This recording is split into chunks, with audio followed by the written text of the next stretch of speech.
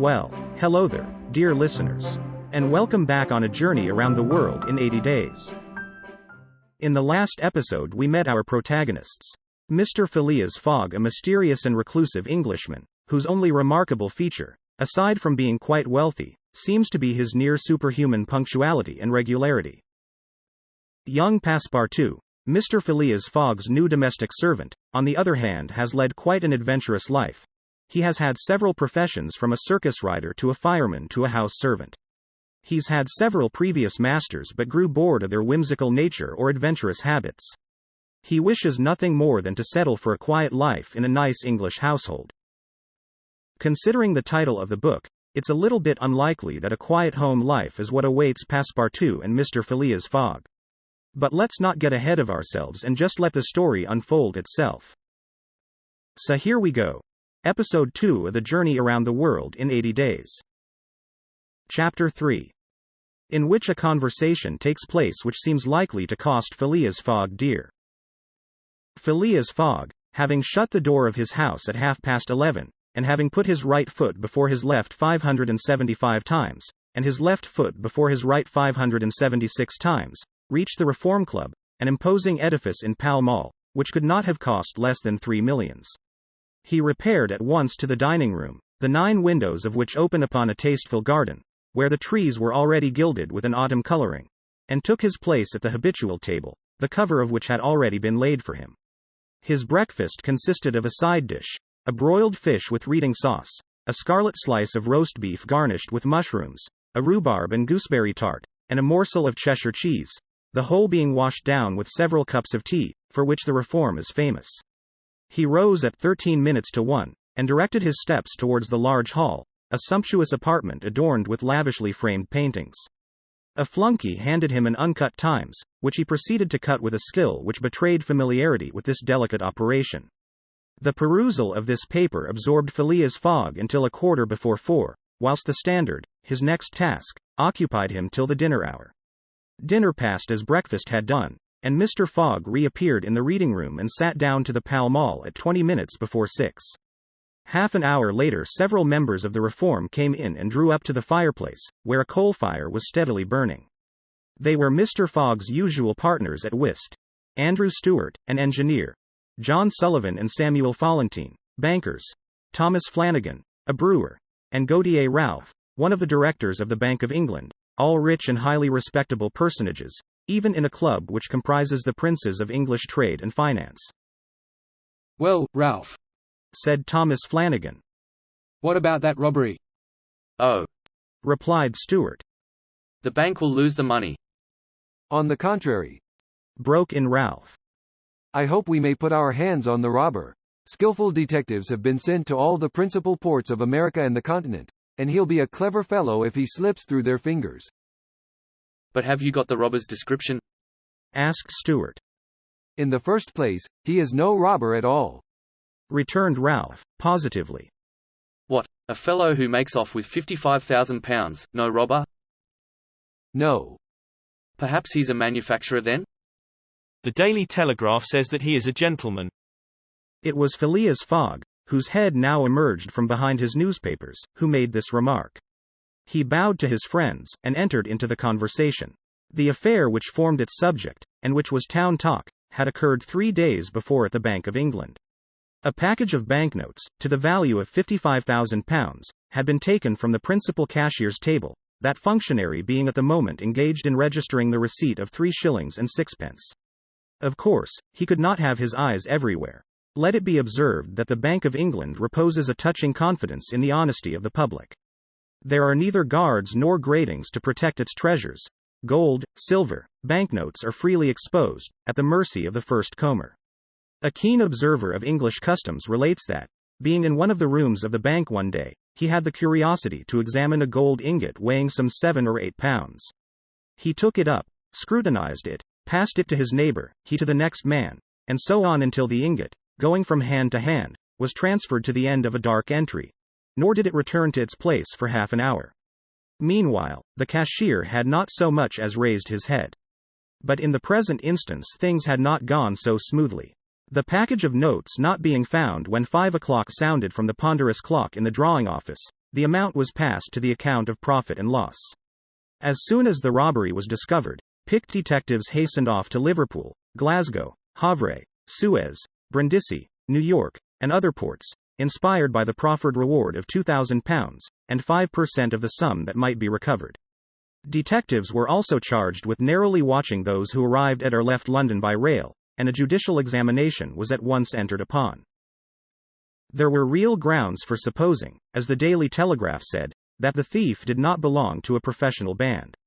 On the day of the robbery, a well-dressed gentleman of polished manners, and with a well-to-do air, had been observed going to and fro in the paying room where the crime was committed.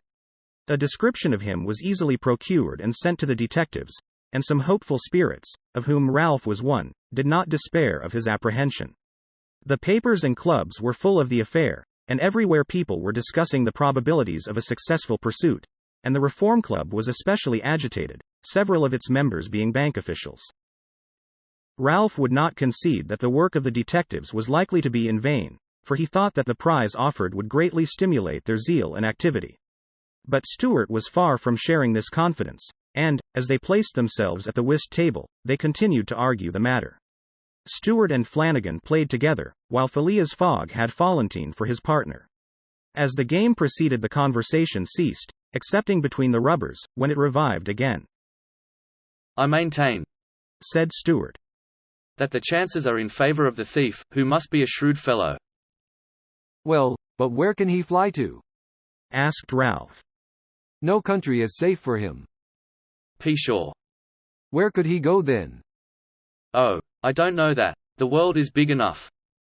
It was once. Said Phileas Fogg, in a low tone. Cut, sir. He added, handing the cards to Thomas Flanagan. The discussion fell during the rubber, after which Stewart took up its thread. What do you mean by once? Has the world grown smaller? Certainly, returned Ralph. I agree with Mr. Fogg. The world has grown smaller, since a man can now go round it 10 times more quickly than 100 years ago. And that is why the search for this thief will be more likely to succeed. And also why the thief can get away more easily. Be so good as to play, Mr. Stewart, said Phileas Fogg. But the incredulous Stewart was not convinced, and when the hand was finished, said eagerly, You have a strange way, Ralph, of proving that the world has grown smaller. So, because you can go round it in 3 months. In 80 days. Interrupted Phileas Fogg. That is true, gentlemen. Added John Sullivan. Only 80 days, now that the section between Rothal and Allahabad, on the Great Indian Peninsula Railway, has been opened. Here is the estimate made by the Daily Telegraph. From London to Suez via Mont Cenis and Brindisi, by rail and steamboats, 7 days. From Suez to Bombay, by steamer, 13 days. From Bombay to Calcutta, by rail, 3 days. From Calcutta to Hong Kong, by steamer, 13 days. From Hong Kong to Yokohama, Japan, by steamer, 6 days. From Yokohama to San Francisco, by steamer, 22 days. From San Francisco to New York, by rail, 7 days. From New York to London, by steamer and rail, 9 days. Total, 80 days. Yes, in 80 days. Exclaimed Stewart, who in his excitement made a false deal. But that doesn't take into account bad weather, contrary winds, shipwrecks, railway accidents, and so on. All included. Returned Phileas Fogg, continuing to play despite the discussion. But suppose the Hindus or Indians pull up the rails. Replied Stewart. Suppose they stop the trains, pillage the luggage vans, and scalp the passengers. All included. Calmly retorted Fogg, adding, as he threw down the cards. 2 trumps. Stewart, whose turn it was to deal, gathered them up, and went on. You are right, theoretically, Mr. Fogg, but practically. Practically also, Mr. Stewart. I'd like to see you do it in 80 days. It depends on you. Shall we go? Heaven preserve me. But I would wager £4,000 that such a journey, made under these conditions, is impossible. Quite possible on the contrary. Returned Mr. Fogg. Well, make it then. The journey round the world in 80 days. Yes. I should like nothing better. When? At once. Only I warn you that I shall do it at your expense. It's absurd, cried Stewart, who was beginning to be annoyed at the persistency of his friend. Come, let's go on with the game. Deal over again then, said Phileas Fogg. There's a false deal. Stewart took up the pack with a feverish hand, then suddenly put them down again. Well, Mr. Fogg, said he. It shall be so, I will wager the 4,000 on it. Calm yourself, my dear Stewart, said Valentine. it's only a joke. When I say I'll wager, returned Stewart. I mean it. All right, said Mr. Fogg, and, turning to the others, he continued. I have a deposit of 20,000 at Bearings which I will willingly risk upon it. £20,000. cried Sullivan. £20,000, which you would lose by a single accidental delay. The unforeseen does not exist. Quietly replied Phileas Fogg. But, Mr. Fogg, 80 days are only the estimate of the least possible time in which the journey can be made. A well-used minimum suffices for everything. But, in order not to exceed it, you must jump mathematically from the trains upon the steamers, and from the steamers upon the trains again. I will jump, mathematically. You are joking. A true Englishman doesn't joke when he is talking about so serious a thing as a wager. Replied Phileas Fogg, solemnly. I will bet £20,000 against anyone who wishes that I will make the tour of the world in 80 days or less, in 1920 hours, or 115,200 minutes. Do you accept? We accept, replied Messrs. Stewart, Valentine, Sullivan, Flanagan, and Ralph, after consulting each other. Good, said Mr. Fogg. The train leaves for Dover at 9:15. I will take it. this very evening? Asked Stewart. This very evening. Returned Phileas Fogg. He took out and consulted a pocket almanac, and added, As today is Wednesday, the 2nd of October, I shall be due in London in this very room of the Reform Club, on Saturday, the 21st of December, at 9:15 p.m. Or else the £20,000, now deposited in my name at Bearings, will belong to you, in fact and in right, gentlemen. Here is a cheque for the amount. A memorandum of the wager was at once drawn up and signed by the 6 parties, during which Phileas Fogg preserved a stoical composure. He certainly did not bet to win, and had only staked the £20,000, half of his fortune, because he foresaw that he might have to expend the other half to carry out this difficult, not to say unattainable, project. As for his antagonists, they seemed much agitated, not so much by the value of their stake, as because they had some scruples about betting under conditions so difficult to their friend. The clock struck 7, and the party offered to suspend the game so that Mr. Fogg might make his preparations for departure. I am quite ready now, was his tranquil response. Diamonds are trumps. Be so good as to play, gentlemen. Chapter 4. In which Phileas Fogg astounds Passepartout, his servant. Having won 20 guineas at whist, and taken leave of his friends, Phileas Fogg, at 7:25, left the Reform Club. Passepartout, who had conscientiously studied the programme of his duties, was more than surprised to see his master guilty of the inexactness of appearing at this unaccustomed hour, for, according to rule, he was not due in Savile Row until precisely midnight. Mr. Fogg repaired to his bedroom, and called out, Passepartout. Passepartout did not reply. It could not be he who was called. It was not the right hour. Passepartout. Repeated Mr. Fogg, without raising his voice. Passepartout made his appearance. I've called you twice, observed his master. But it is not midnight, responded the other, showing his watch. I know it, I don't blame you. We start for Dover and Calais in 10 minutes. A puzzled grin overspread Passepartout's round face. Clearly he had not comprehended his master. Monsieur is going to leave home? Yes. Returned Phileas Fogg. We are going round the world. Passepartout opened wide his eyes, raised his eyebrows, held up his hands, and seemed about to collapse, so overcome was he with stupefied astonishment. Round the world, he murmured. In 80 days. responded Mr. Fogg. So we haven't a moment to lose. But the trunks? Gasped Passepartout, unconsciously swaying his head from right to left. We'll have no trunks. Only a carpet bag, with 2 shirts and 3 pairs of stockings for me, and the same for you. We'll buy our clothes on the way. Bring down my mackintosh and travelling cloak, and some stout shoes, though we shall do little walking. Make haste. Passepartout tried to reply, but could not. He went out, mounted to his own room, fell into a chair, and muttered. That's good, that is. And I, who wanted to remain quiet. He mechanically set about making the preparations for departure. Around the world in 80 days. Was his master a fool? No. Was this a joke, then? They were going to Dover. Good. To Calais. Good again.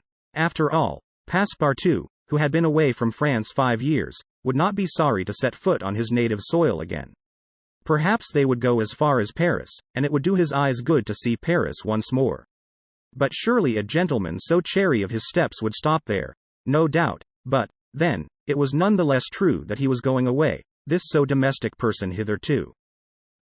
By 8 o'clock Passepartout had packed the modest carpet-bag, containing the wardrobes of his master and himself.